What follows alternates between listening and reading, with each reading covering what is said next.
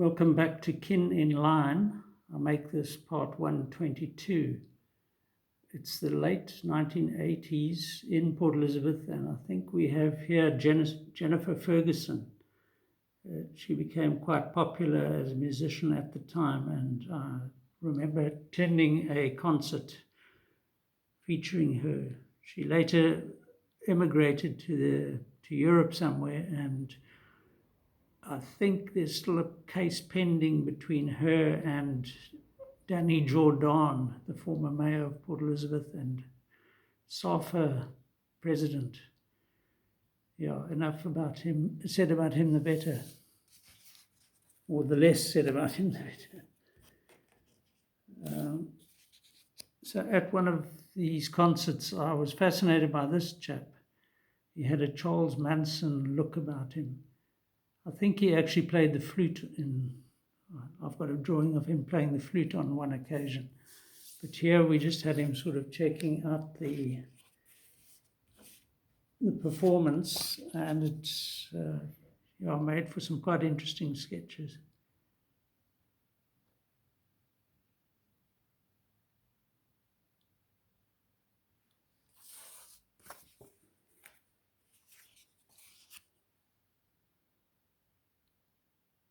See the exaggerated wrist bone there. It's certainly not anatomical, but I guess it kind of just adds to the interest of the drawing. This sort of bony chap. This would have been also at one of these jazz shows. Among the many characters I just kept drawing as I sipped my beer and listened to the music.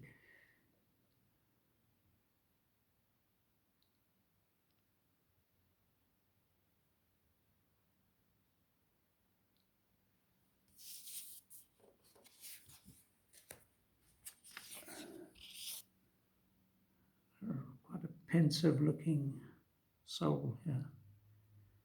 That's the foxing I was talking about. I think there is a method of actually removing that. Look at the distorted little finger there. It's unintentional, but it just adds a bit of interest. Yeah, a piece of old army note paper that I obtained and used to just create a wacky image. I wonder if there's anything on the back. Nope. Sometimes the drawing is very quick and barely there at all.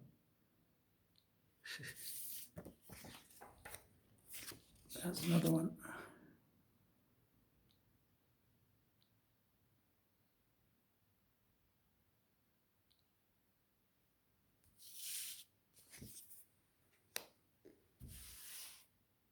So now we go from life drawings, all those, to a whole series of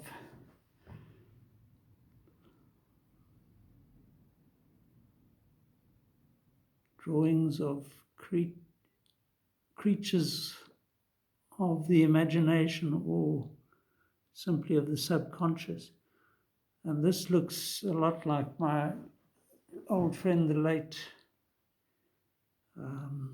what was his name? Oh yeah, Wayne Rowland. I don't think that mask would have fitted on his nose.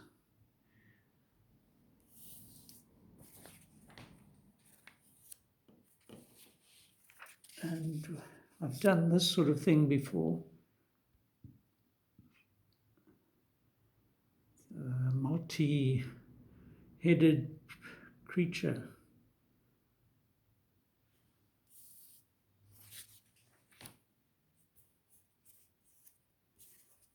And then my predilection, if that's the word, for weird animals continues.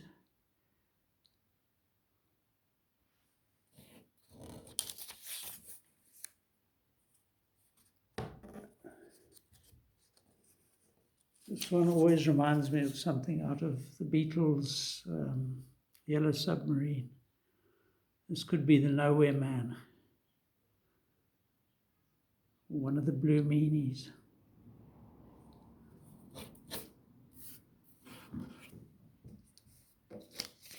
He's certainly hard to extricate. There we go. Leonard Cohen's Bird, not on a wire, but on a branch.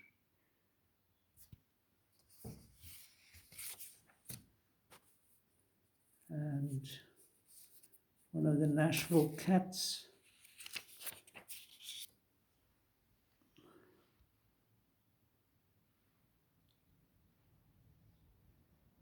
Yeah, Loving Spoonful, I think, sang a song. Nashville Cats. Oh, go away, you silly cat. I've done this before too, this mouse hanging from the tail. Look at those claws. This very fine paper, quite hard to pick up.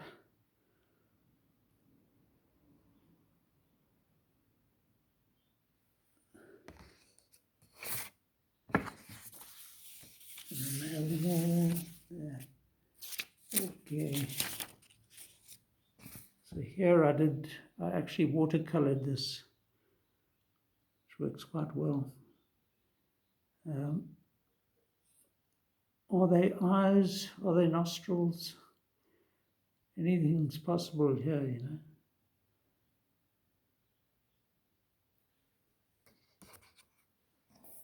And then this quite weird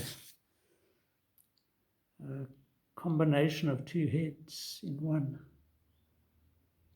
Yeah, that comes straight out of the subconscious. There's no way I kind of started drawing this and thought, oh, I'll just draw a chap with two mouths. But it's quite an interesting thing.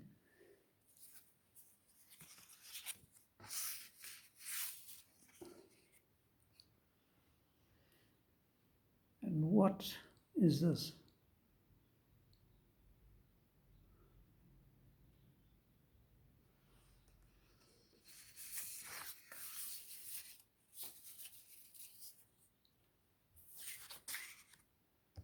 Another weird chap.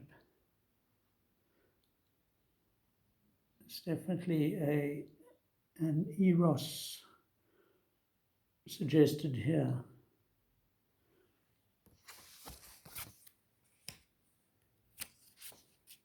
Now, this paper dates back to my first wife, Anne, whose father worked for Cyfritz, which doesn't exist anymore. I think it's been absorbed by some other financial institution. So so those S's, this is on Cyfritz note paper, I guess. But I quite enjoy the way I've integrated those S's into this abstract figure. And I did the same here. So these could be even date back to the early 80s, unless I sort of hung on to this paper for nearly a decade.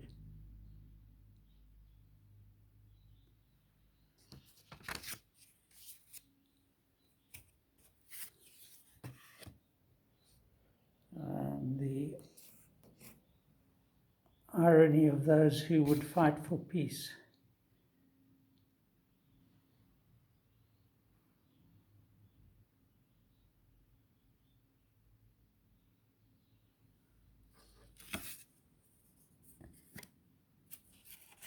So I had a bit of fun with this technique. We saw it earlier at art school in a few life drawings.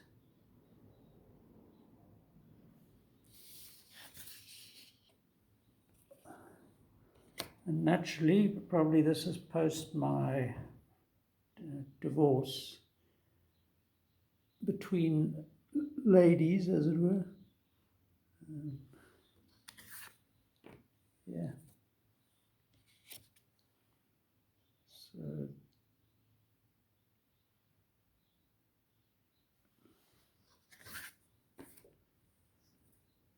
there's a fine line between the erotic and the pornographic, and I'm trusting that you'll accept these are a little bit of erotic fun, really, as is this. This borders on the bizarre. But yeah, interesting use of fine line and bold line. Not the kind of girl you'd want to meet in a pub after a few toots.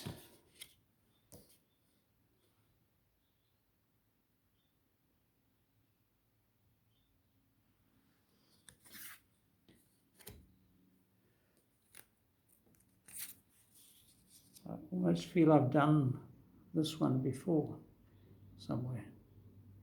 So forgive me if I'm repeating it.